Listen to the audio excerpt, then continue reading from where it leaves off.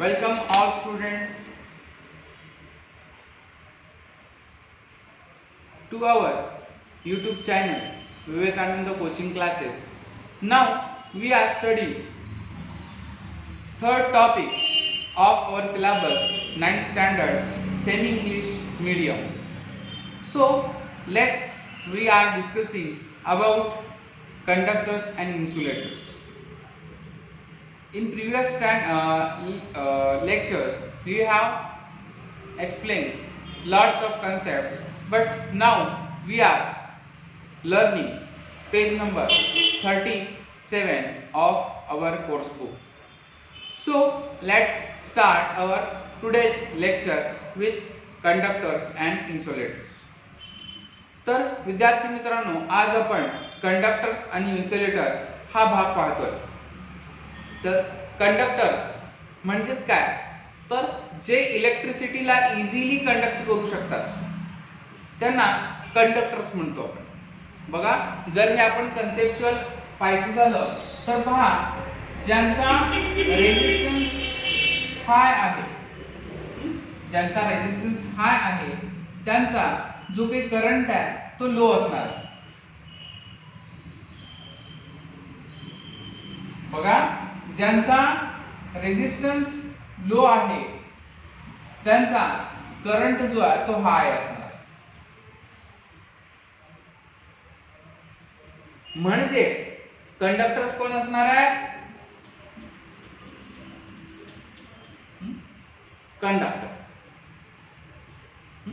Conductors. आणि insulators कोण असणार आहेत? तर ज्यांचं जे काही रेजिस्टन्स जो आहे तो हाय आहे त्यांना आपण इन्सुलेटर म्हणणार आहे.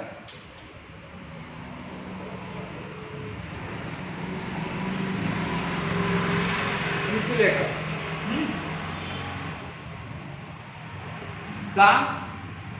ज्यावेळी रेजिस्टन्स कमी आहे त्यावेळी त्यांना जो असणारा हिंडरन्स आहे हा कमी असेल. अडथळे कमी असतील, विद्युतधारा तुमची सुसाट पुढे जाईल. It cannot be hindered. But when resistance is high,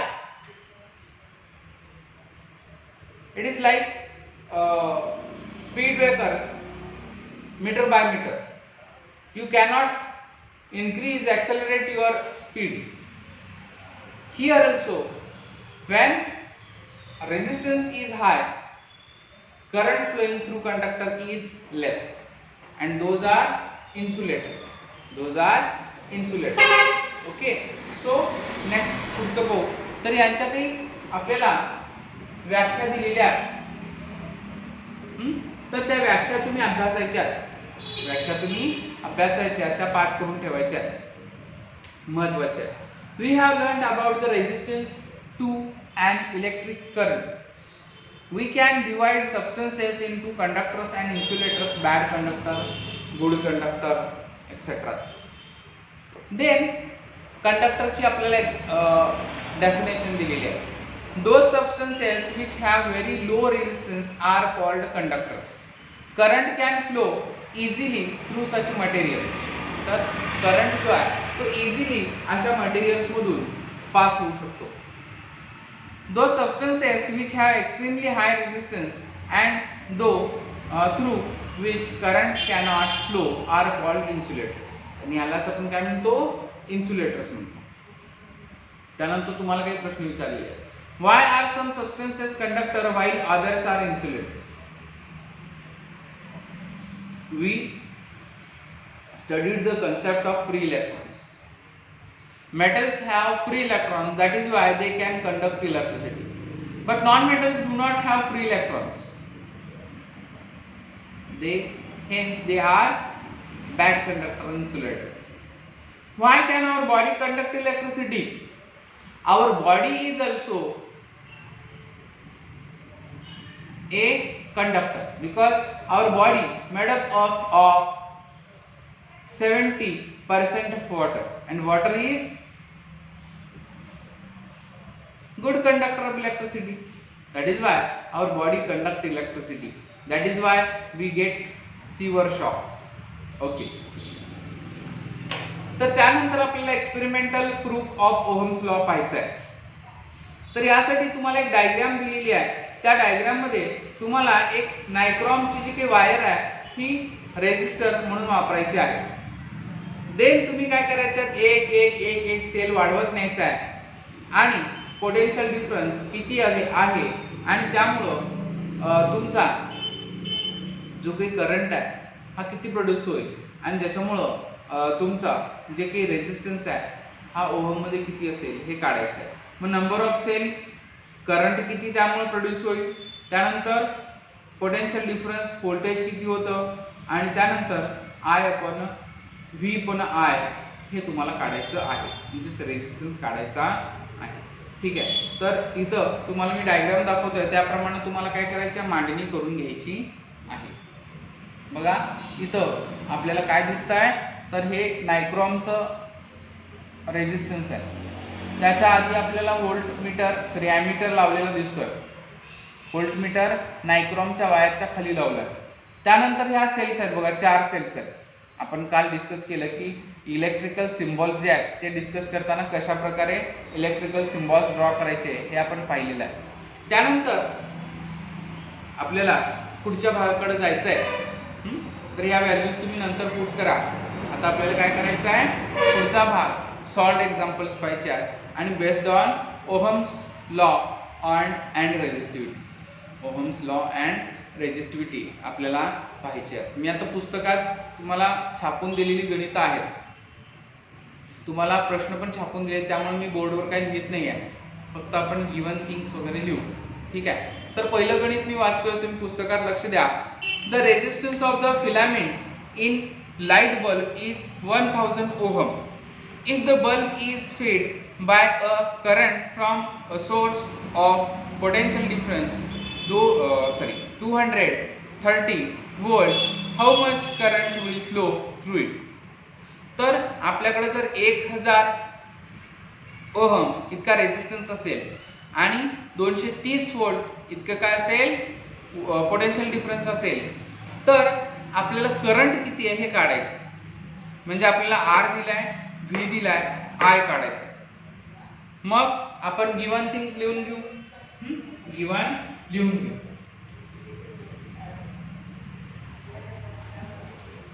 आपल्याकडे काय आहे, व्ही, आर आणि आय या 3 व्हॅल्यूज आपल्याला पाहिजे आहेत. त्यापैकी एक दिलेली नाही आहे, 2 दिलेली आहेत. मग 2 काय दिले आहेत, तर आर बरोबर 1000 ओहम, व्ही बरोबर 230 एम्पियर, हा ना, सॉरी एम्पियर करंट असतो, व्होल्ट. पोटेन्शियल डिफरन्स आपल्याला काय दिला आहे, व्ही 230 आणि रेजिस्टन्स 1000 आणि आपल्याला करायचं काय आहे, तर कॅल्क्युलेट करायचं आहे आय. मग आपल्याला सूत्र माहित आहे, I is equal to V upon R.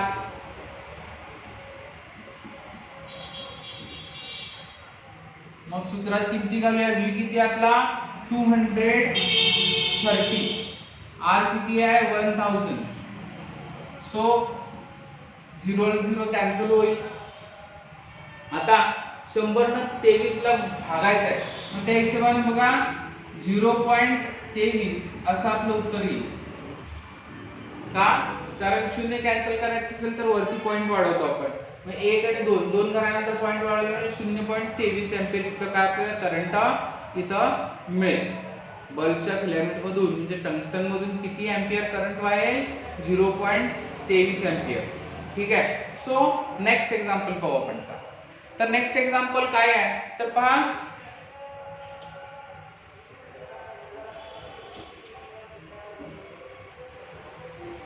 तर गणित आपण वाचूया.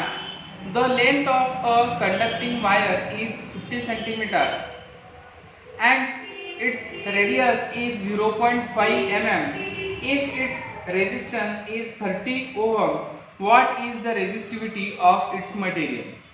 तर एखादी आपल्याकडे लेंथ वायरचा तुकडा आहे 50 सेंटीमीटरचा, त्याचा रेडियस म्हणजे क्रॉस सेक्शनल एरिया आहे 0.5 mm आणि 30 ओहम इतकं त्याचा रेजिस्टन्स आहे. 30 ओहम रेजिस्टन्स आहे, तर त्याचं रेजिस्टिव्हिटी पूर्ण 50 सेंटीमीटर वायरची आपल्याला काढायची. मग त्यासाठी आपल्याकडे सूत्र आहे, त्याच्या आधी गिव्हन्स आपण लिहून घेतल्या.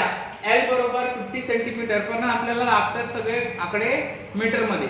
मग त्याला मीटर मध्ये कन्वर्ट करून घेतलं. 50 गुणिले 10 चा दुसरा घात वजा दुसरा घात. ठीक आहे. त्यानंतर R आपल्याला दिलं 0.5 mm. हा पण मीटर मध्ये पाहिजे, त्याला मीटर मध्ये कन्वर्ट करून घेतलं. 0.5 गुणिले 10 चा तिसरा घात. मग आणखीन आपल्याला सोपं रूप देता येते, 0.5 ला 5 करता येतं, म्हणून आपण काय केलं, 5 गुणिले 10 चा चौथा घात वजा असं केलेलं आहे मीटर. त्यानंतर रेडियस आपल्याला दिलेला आहे, सॉरी रेजिस्टन्स आपल्याला दिलेला आहे 30 ओहम. ठीक आहे. मग ह्या हिशोबानं आपण काय करूया, सूत्र लिहूया. कशाचं? कॉन्स्टंट प्रोपोर्शनॅलिटीचं सूत्र आपल्याला लिहायला लागेल. तर ते काय आहे, तर rho is equal to R into A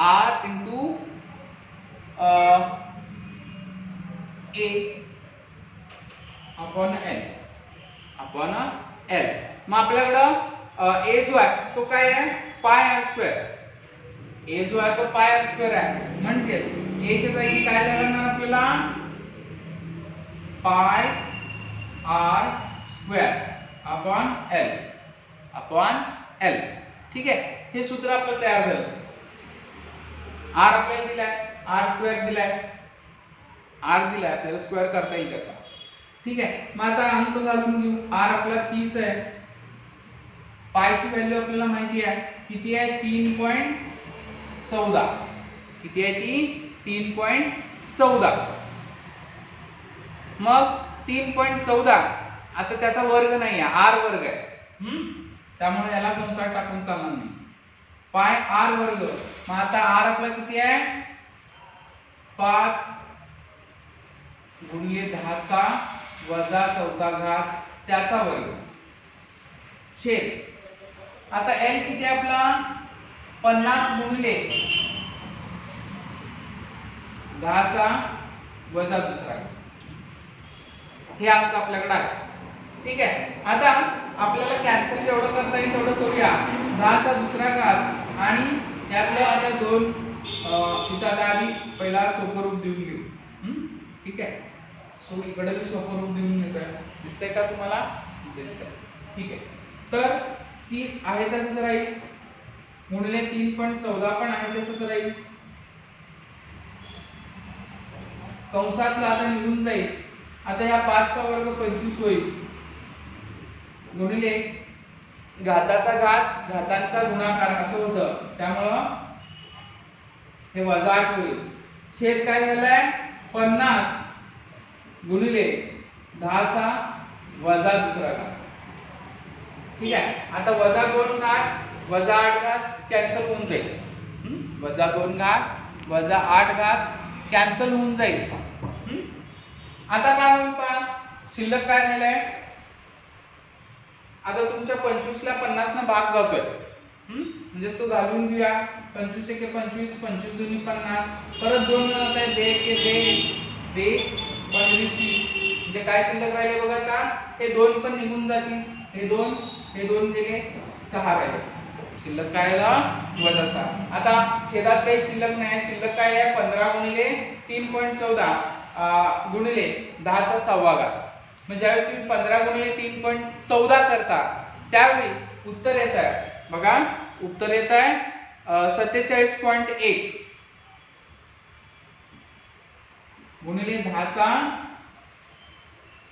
सहावा घात, 10 चा सहावा घात इतकं उत्तर येत आहे.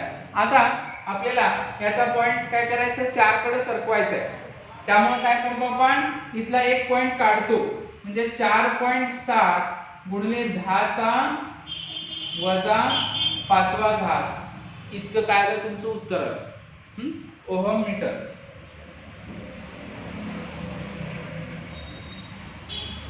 म्हणजे तुमची जी काही रेजिस्टिव्हिटी आहे ती किती असणार आहे, 4.7 गुणिले 10 चा वजा 5वा घात ओहम मीटर इतकी तुमची रेजिस्टिव्हिटी असणार आहे. इतकी तुमची रेझिस्टिव्हिटी असणार आहे. लक्षात आले का पहा? नक्कीच अगदी सोपं आहे, त्यामुळं तुमच्या लक्षात आलेलं असणार आहे. सो आपण आता पुढचं गणित पाहू. असं आहे, गणित वाचूया. A current of 0.24 ampere flows through a conductor. एक कंडक्टर आहे ज्याच्यामध्ये करंट जो आहे तो 0.24 इतका फ्लो होतोय. when a potential difference of 24 volt is applied between its two ends. त्याला पोटेन्शियल डिफरन्स किती दिलाय? पोटेन्शियल डिफरन्स दिलाय 24 व्होल्टचं आणि एम्पियर करंट किती आहे? 0.24. आता आपल्याला काढायला सांगितलंय काय? What is it's resistance. मग तुम्हाला रेजिस्टन्स काढायचं. मग गिवन थिंग्स लिहा. V is equal to 24, I is equal to 0.24. मग यांचा वोल्ट हा एम्पियर मध्ये आणि रेजिस्टन्स तुम्हाला काढायचा आहे ओहम मधला. मग सूत्र लिहून घ्या. R बरोबर V छेद I. R is equal to V upon I. मग आता V काय आहे तुमचा? 24. I किती आहे?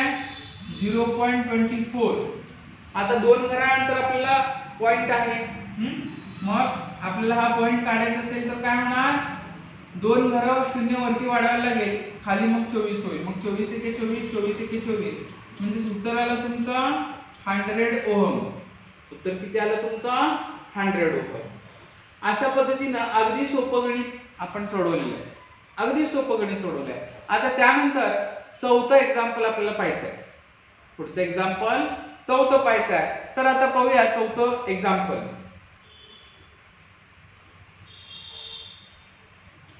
ठीक आहे. आता मी आधी गणित वाचतोय, मग गणित पाहू. Determine the current that will flow when a potential difference of 33 volt is applied between two ends of an appliance having resistance of 110 ohm. आपल्याला पहिली केस सांगितली काय की आपल्याकडे पोटेन्शियल डिफरन्स आहे 33 वोल्ट.